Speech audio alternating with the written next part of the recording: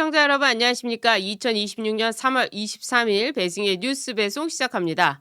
환율이요 1,510원 선을 돌파했습니다. 2009년 3월 이후 무려 17년 만인데요. 우리나라 환율 이재명이 잡겠다고 하지 않았습니까? 그런데 어떻게 된 일이죠? 국민연금 다 불태워서 나라 미래 돈 다 없애더니 이제 환율이 다시 올랐습니다. 미국에서 이 상황에서 통화 스와프도 해주지 않고 또 관세 협정 마무리도 않고 무조건 선불 투자부터 해라 라고 한다면 이재명은 어떻게 될까요? 이재명이 말한 그대로 본인이 탄핵돼야 되지 않을까요? 오늘 환율이 이렇게 고공으로 치솟고 있는데 외국인들은요 국내 시장을 빠져나가고 있습니다. 국내 시장 계속 주식시장 좋다고 주식 투자하라고 하더니 자 이런 위험 리스크 어떻게 감당하란 말입니까? 사람들이 안전자산을 사는 이유 다 그만한 이유가 있는 건데 부동산 잡겠다면서 주식으로 막 오라고 하더니 이제 어떻게 할 건지 이재명의 다음 수수가 궁금해지는데요. 이와 관련한 소식 전해드리면서 트럼프와 싸우고 있는 이재명 과연 제가 볼 때는 하루 강아지 범 무서울 줄 모른다. 상대도 안 되는데 왜 저러는 걸까 싶은데요. 중국을 믿고 있어서 저러는 건지 이재명은요 내부에서 골마가지고 그리고 외부에서도 왕따가 돼가지고 이재명은 반드시 내려갈 거라고 봅니다. 오늘 그 소식 집중적으로 전해드리겠습니다. 보시기 전에요 구독 버튼 눌러주시고요. 좋아요 버튼 응원의 댓글도 많이 남겨주시길 부탁드립니다. 먼저 권양숙과 정청래 둘이 만나서 눈물을 흘렸답니다. 둘이 뭐 감옥이라도 가는 걸까요? 하고 보니까요. 정청래가 오늘 봉하마을을 찾아서 노무현 묘역을 참배하면서 눈물을 보였답니다. 이유는 무엇인가? 바로 검찰개혁 때문이라는 겁니다. 검찰개혁을 입에 올릴 때마다 노무현을 생각했다. 깨어있는 시민들의 조직된 힘으로 검찰개혁도 내딜 수 있었다. 뭐 이러면서 노무현이 악마화된 검사에 의해서 사망했다. 그래서 이 보복을 위해서 검찰개혁을 했다. 이렇게 얘기한 겁니다. 거기다가 권양숙이 나와가지고 뭐라고 했느냐.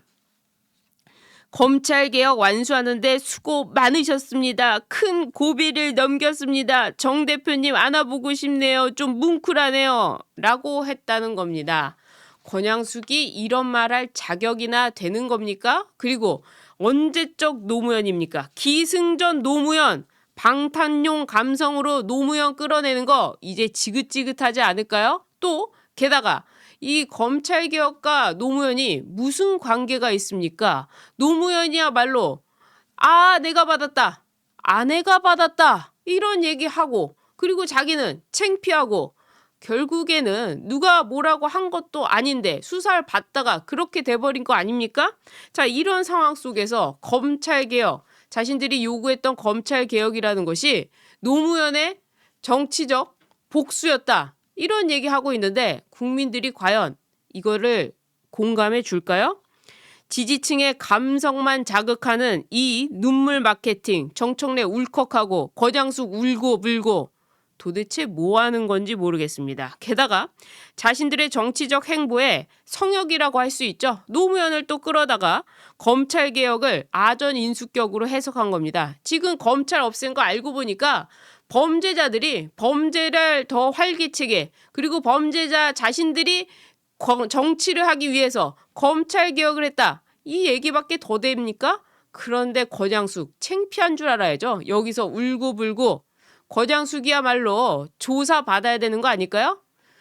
누구는 돈 받아도 저렇게 되고 김건희 여사는 뭐 좀 받았다고 탈탈 털어가지고 감옥에 보내고 이인규 전 중수부장이 자신의 책에 썼죠. 노무현 뇌물은 사실이었다. 그리고 그 당시 변호인이었던 문재인은 거기에 대해서 아무런 변호도 하지 않았었다. 이거 책 나왔을 때 어떻게 했습니까? 노무현 재단이라는 곳에서 명예훼손이니 뭐니 했지만 결국에는 법적인 조치도 취하지 않았습니다. 다 저 책의 말이 사실이라는 거죠. 자, 이런 식으로 노무현이 무슨 검찰개혁의 성역화가 돼야 되는 사람입니까? 오히려 검찰 수사를 방해한 사람으로 지금 알려진 거 아닙니까? 이런 상황 속에서 감성적 서사에만 머물러가지고 언제까지 기승전 노무현 이런 쇼를 할 것인가? 검찰개혁도 노무현 때문이었다. 그리고 지금 제가 처음으로 소개해드린 뉴스, 환율 1,510원대를 넘어선 이 환율, 이 고물가, 고금리, 지금 이런 상황 속에서 검찰개혁 노무현한테 가가지고 눈물 흘리는 게 과연 이게 국민들한테 다가오는 얘기일까요? 정치인 묘역에서 눈물 질질 짜는 모습, 이게 지금 고물가, 고금리에 고통받는 서민들과 이게 말이 되는 얘기입니까? 서민들과는 완전히 동떨어진, 결국 그들만의 리그 아니겠습니까? 환율 1,500원, 유가 상승, 주식은 완전히 폭락, 이런 상황 속에서 울고불고, 거기다가 반칙과 특권 없는 세상 강조하더니 지금 반칙과 특권 없는 세상, 이 반칙과 특권 누가 하고 있죠? 이재명 본인부터 시작해서 이재명 본인의 재판, 그리고 진행되는 수사 다 막으려고 검찰 없애고 공소청 만들고 중수청 만들고, 그리고 재판도 중지시켜 놓고 지금 국조, 그것도 이 공소 취소를 위한 빌드업, 그러니까 공소 취소로 가기 위한 국조를 한다고 하는데, 윤석열 정부에서 수사한 이재명에 대한 수사는 전부 조작 기소다라고 해서 그것을 공소 취소로 가려고 하는 거, 이게 반칙과 특권이 없는 노무현의 세상입니까?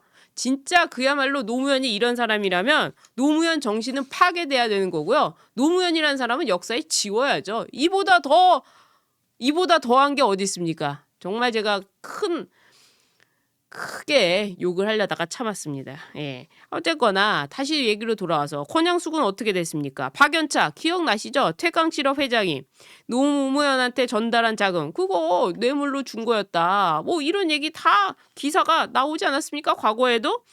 그러면서 노무현한테 회갑 선물로 명품 시계 2개 준 거, 이거까지 다 해가지고 이인규 전 중수부장이 다 책에 써놓지 않았습니까? 이런 상황, 단순히 수사를 통하지 않고 뇌물로 밝혀지지 않았다고 해서 그들이 받은 것이 그냥 법적으로 아무런 문제가 없다라고 판단하는 것, 이런 상황 속에서 검찰개혁하면서 정청래를 끌어안는 권양숙을 보니까요, 정말 치가 떨립니다. 치가 떨려. 지금 이렇게 특권, 반칙과 특권, 송영길이 다시 나와서 사면 상소 포기, 항고 포기, 상고 포기 해가지고 돈봉투 사건, 그 돈봉투 사건은요, 돈을 안 받았기 때문에 무죄가 아니라 그 증거를 다른 곳에서 찾아서 위법하게 수집한 증거기 때문에 증거로 쓸 수 없다고 해서 그것이 무죄인 것이지, 실질이 없기 때문에 무죄인 게 아니라는 겁니다. 그런데도 민주당은요, 전당대회 돈봉투 의혹으로 민주당을 탈당했던 윤관석 전 의원을 다시 복당시켰습니다. 송영길도 마찬가지죠. 그러면서 지금 완전히 무죄를 달았다고 하면서 나오고 있습니다. 검찰은 또 어떻습니까? 모든 것에 대해서 지금 항소 포기, 대장동 사건도요, 앞으로 이렇게 될 것 같아요. 대장동 민간업자, 개발업자, 니들 다 무죄야. 왜? 이재명이 무죄여야 하니까. 그래, 위증도 안 했어. 넌 한 게 아니야. 제가 위증했는데요? 아니야, 넌 한 게 아니야. 이재명이 무죄되려면 넌 위증을 하지 말았어야 돼. 뭐 지금 이런 식으로 나오고 있는 거 아닙니까? 모든 것들이 이렇게 변해가고 있습니다. 거기다가 이 이재명의 선거법, 공직선거법 위반이 조희대로부터 유죄 취지의 파기환송을 받자 그 보복으로 뭘 했죠? 재판 소원이란 걸 만들었죠. 그래서 대법원의 판결을 헌법재판소보다 낮게 만든 이런 상황이 된 거 아닙니까? 모든 것이 이렇게 반칙과 특권으로 이루어지게 바로 민주당 세력이라는 겁니다. 자, 이런 상황 속에서 국민들이 점점 이거에 익숙해져 가는 것, 거기다가 언론들이 지적하지 않는 것, 저는 그것이 가장 큰 문제라고 봅니다. 지금 연성 독재, 이재명이 독재를 하고 있는데 이와 관련해서 국민들이 너무나도 무감각해지고 있어요. 분명히 따지고 물어야 할 언론들도 이재명한테는 완전히 명비어천가를 불러대면서 이 모든 지적들에 대해서 말을 못하고 있습니다. 오늘 이재명이 어떤 얘기를 했느냐? 다주택 공직자 부동산 정책에서 빼라. 그래서 청와대가 부동산 정책 담당자들의 부동산 보유 현황을 파악 중이고 이후 업무 배제 조치 등을 시행한다고 합니다. 이 얼마나 황당한 일입니까? 부동산 정책을 불신하는 이유가 무엇입니까?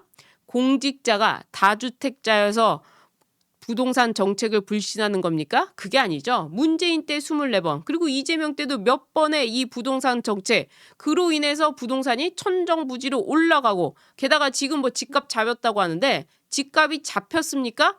받아줄 사람, 그러니까 매수할 사람이 대출을 못 받아서 사지를 못하고 있는데 이게 무슨 부동산 집값이 잡힌 겁니까? 자, 이런 상황 속에서 내놓는 정책마다 집값이 폭등하고 내 집 마련이 어려워졌기 때문에 부동산 정책을 정부가 만들 때마다 불신하는 건데, 공직자가 다주택자여서 이 정책을 불신하는 겁니까? 만약에 무주택자가 만든 정책으로 다시 집값이 올라가면 그때는 뭐라고 할 겁니까? 이 얼마나 유치한 겁니까? 다주택 공직자 부동산 정책에서 빼라. 그리고 무주택자들이 만들라는 건데, 무주택자가 정책 만들어서 했더니 부동산 가격도 올라요. 그럼 그때 뭐라고 할 겁니까? 아, 이번에는 무주택자도 빼자. 이럴 겁니까?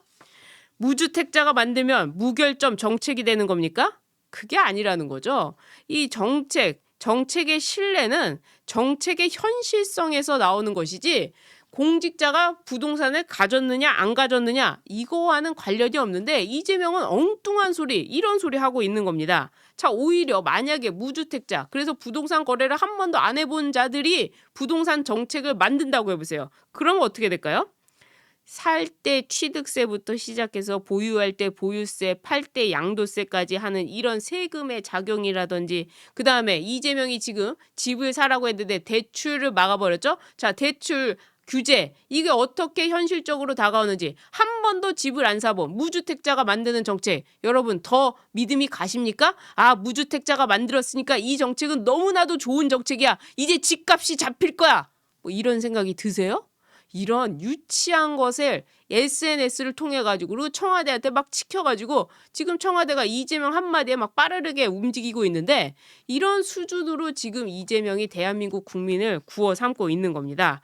공직자가 다주택을 가졌을 때 어떤 부패가 있거나 거기에 부정행위가 있거나 불법행위가 있거나 하면 그것은 시스템과 형사처벌로 막아야 되는 것이지, 다주택자가 무조건 나쁘다라고 이중적 갈라치기 하면서 이렇게 말하는 것, 그 자체가 벌써 이 부동산 정책을 실패했다는 것이죠. 잠재적 범죄자로 만들면서 이 다주택자, 그러니까 공직자뿐만 아니라 국민들의 다주택자도 잠재적 범죄자로 만들면서 이런 식으로 무결점, 무주택자가 아주 좋은 세상에 살고 있는 좋은 사람들이야 라고 이야기하는 거, 이 자체도 제가 볼 때는 틀린 측면이다. 그리고 부동산 폭등의 원인을 공직자의 부패나 다주택자의 탐욕으로 이렇게 몰아가는 것, 그것은 바로 이재명의 책임을 벗어나게 하려고 하는 아주 극도의 이슈 피하기, 이슈 돌파하기, 뭐 이런 걸밖에 보이지 않는다는 겁니다. 정책 실패는 이재명한테 가야지, 그게 왜 다주택자, 공직자, 다주택 공직자한테 가는 겁니까? 저 자체가 너무나도 유치해서 여러분들께 전해드리고 싶었습니다. 다주택자 부동산에서 빼라. 무주택자가 만들면 그럼 무결점이냐? 무주택자가 정책 만들었는데 부동산값 올라가면 어떻게 될 것이냐? 그냥 황당한 논란이죠. 자, 거기다가 앞서서도 연성독재 말씀을 드렸는데, 이재명 한마디에 어떻게 됐습니까? 이재명이 나 조폭 연루설 그거 말한 장영하 변호사가 허위사실 공표로 발표됐으니까 SBS는 사과하라, 콕 찍어서 그 오전 전에 기사를 얘기했죠. 한국일보만 유독 추후 보도 청구권은 그 개인, 이재명 개인에 있는 것이고 이재명의 법률 대리인이 요구하지 않았는데 청와대가 나선 것, 이것은 문제가 있다. 제가 법조항으로도 말씀을 드렸죠. 그리고 방송법 4조에 있는 이 뉴스와 관련한 보도 편집과 관련해서는 자유를 갖습니다. 그것이 바로 언론의 자유를 법으로 표현한 것입니다. 이 방송법 4조가 있기 전에도 우리 헌법에 언론의 자유가 있기 때문에 언론사들은 공공의 이익을 목적으로 이런 것을 전할 수 있습니다. 왜? 이재명은 공인이니까. 공인의 사생활이 아니지 않습니까? 그러니까 사인의 사생활을 전달하는 것은, 이것은 언론이 특권으로 보일 수 있죠. 왜? 사인은 자신의 개인의 프라이버시가 더 중요하기 때문입니다. 그러나 공인이란 대통령부터 시작해서 국회의원들, 이런 공직자들, 이런 사람들은 개인의 프라이버시보다도 더 중요한 것이 언론의 자유, 그러니까 국민들의 알 권리, 그리고 그 사람의 사생활, 도덕적인 검증을 국민들이 해야 될 필요가 있는 겁니다. 자, 그래서 SBS가 떠돌아다니는 소문, 이재명이 조폭과 연루됐다라는 소문이 있는데 그게 사실이냐 하면서 SBS가 그것을 취재해서 방송을 했습니다. 그런데 그 얘기를 제기했던 장영하 변호사가 유죄를 받았다고 해서 저는 그 사실이 없어지는 건 아니라고 생각합니다. 그리고 5년 전에 이미 그런 얘기들을 국민들이 다 알게 됐는데 이제 와서 그걸 콕 찍어 사과하라고 하니까 SBS 노조에서 이것은 언론 길들이기다. 그것이 알고 싶다를 테러작전, 조작방송이라고 비난하면서 사과를 요구하는데 이재명 말만 따라 이 조리돌림할 대상이 여기 있다고 하는 것, 이것은 해서는 안 되는 일 아니냐. 진짜 이거야말로 이렇게 노조들이 나와가지고, 언론 노조가 나와가지고 이재명한테 이건 언론 자유의 탄압이다 이렇게 얘기를 해야 되는 거죠. 민주주의 필수 불가결인 언론의 자유를 위협하는 이재명의 SNS 행보 강력히 규탄한다 이렇게 노조가 썼는데요. 이 노조에 대해서 또 이재명이 뭐라고 했느냐, 언론의 자유는 특권이 아니야 이러면서 니들 찌그러져 있어, 무슨 소리 하는 거야, 내가 지금 그거 아니라고 얘기하고 있는데 니들이 무슨 얘기하고 있어, 그게 무슨 특권인 줄 알아, 이러면서 또 그아를 공격했습니다. 지금 이재명이 야당 대표 때처럼 SNS 해대면서 이렇게 해야 될 얘기인지 그 정도의 태도도 안 된 사람이라고 생각하는데, 가장 중요한 것은 이런 겁니다.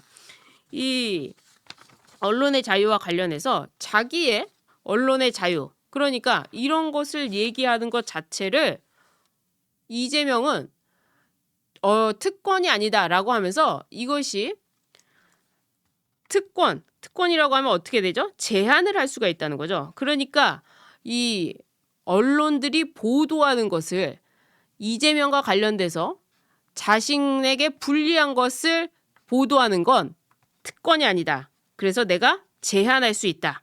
그러니까 언론을 국가로부터 전파를 빌려 쓰는 하청업자 정도로 취급하는 오만한 인식을 갖고 있다는 겁니다. 자, 언론의 자유는 헌법상 권리입니다. 그러니까 여기에는 특권이란 말을 붙여서는 안 되는 거죠. 그런데 이재명은 특권이라고 하면서 제한할 수 있다. 그래서 지금 정보통신망법 허위 정보를 계속해서 유포하게 될 경우에는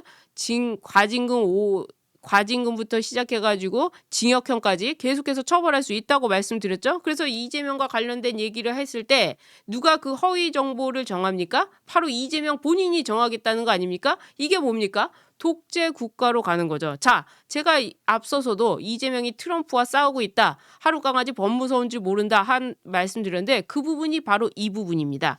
미국 국무부에서 한 보고서를 통해서 한국의 정보통신망법 개정안, 허위정보 유포, 그러니까 허위 정보라는 거, 이 정보 유포, 그리고 온라인 플랫폼법에 대해서 국내 정치 목적을 위해 이재명이 국내 정치 목적을 위해서 표현의 자유를 제한하고 있다. 이런 보고서가 미국 국무부에 올라갔습니다. 그래서 겉으로는 공정성을 외치지만은 실질적으로는 정부의 비판적인 언론과 유튜버들, 바로 이재명을 이렇게 비판하는 언론, 그 유튜버, 이것을 위축시키려는 전략적 봉쇄 소송, 이것을 합법화하는 겁니다. 자, 이런 식으로 미국에서 한국의 정보통신망법, 언론의 자유가 탄압받고 있다라고 보고서까지 쓴 거는 굉장히 이례적인 일이죠.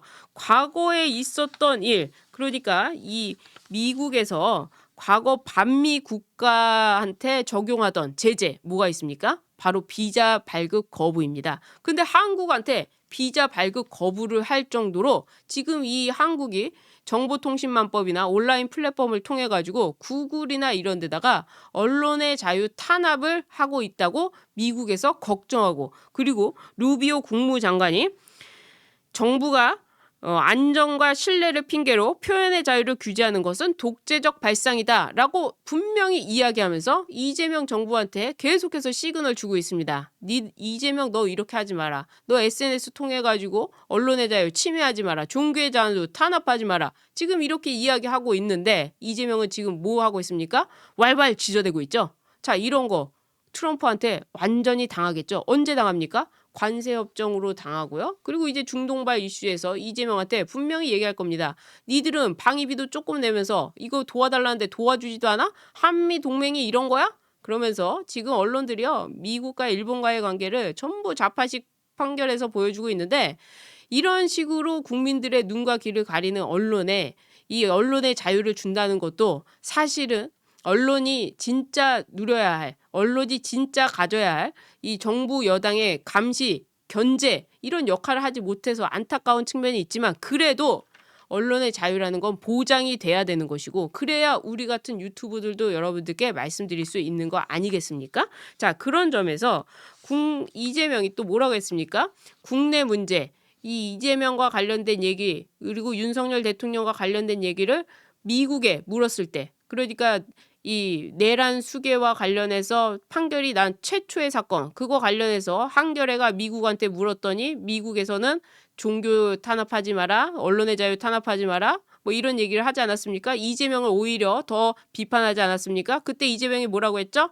왜 국내 문제를 미국에 물어보느냐 이런 얘기를 했단 말입니다. 이 얘기는 결국 뭡니까? 이재명은 국내에서만 내가 왕이요 하는 고립주의, 왕따 외교를 하는 겁니다. 그러면서 언론의 자유를 중시하는 미국이 이렇게 언론의 자유를 탄압하지 말라고 하고 있는 이런 상황, 그러면서 한미 동맹이라고 하면서 경제사절단 다 끌고 가서 경제와 협력하겠다, 기술 협력을 하겠다, 이렇게 얘기하고 안보 동맹을 유지하겠다라고 이야기하는 것은 앞뒤가 안 맞는 말이죠. 미국의 이 민주주의와 같이 궤를 같이 하면서 그러면서 모든 것에 있어서 협력을 하는 것은 몰라도 미국에서 하지 말라는 거 막 언론의 자유 탄압하고 표현의 자유 탄압하고 종교 탄압하고 막 이러면서 우리는 안보와 협력하고 그리고 우리 기술 주고 우리가 돈 내주고 이것은 말도 안 되는 어불성설이라는 겁니다. 그래서 미국에서 한국에 대한 언론 규제 입법을 디지털 장벽이자 관점 기반의 검열로 규정하면서 강력한 대응을 예고하고 있습니다. 이런 상황이 지속되고 있는데 이재명이 과연 버틸 수 있을까요? 저는 버티지 못할 거라고 봅니다. 그래서 저는 이재명이 빨리 끝나기를 바라고 있습니다. 거기다가 한 가지 좀 우려스러운 점은요. 이건 다른 얘기인데 국민의힘 내부에 너무나도 많은 사법의 작용들이 들어오고 있습니다. 지금 뭐 배현진도 그렇고 김종욱에 대한 것도 그렇고 가처분 인용을 하면서 법원이 계속 정치화를 하고 있는데 이 법원들이 바로 이 좌파가 되었기 때문에 우리도 뭘 해야 되냐? 법 왜곡죄로 그 판사를 우리도 고소 고발해야 되는 겁니다. 그렇게 해서 국민의힘한테도 법원이 판결을 할 때 민주당과 똑같은 그런 기준으로 할 수 있게끔 더 세게 나가야 된다는 거죠. 저쪽은 지금 내로남불로 싸우고 있는데 우리는 이 안에서 뭐 하고 있는 건지 모르겠습니다. 요즘 지금 뭐 대구시장부터 시작해가지고 계속 공천의 문제가 시끌시끌한데요. 이 소식은 제가 좀 차분히 정리해 드리기로 하고 오늘은 여기까지 하도록 하겠습니다. 나가시기 전에요. 구독 버튼 눌러주시고요. 좋아요 버튼, 응원의 댓글도 많이 남겨주시길 부탁드립니다. 시청해주신 여러분 고맙습니다.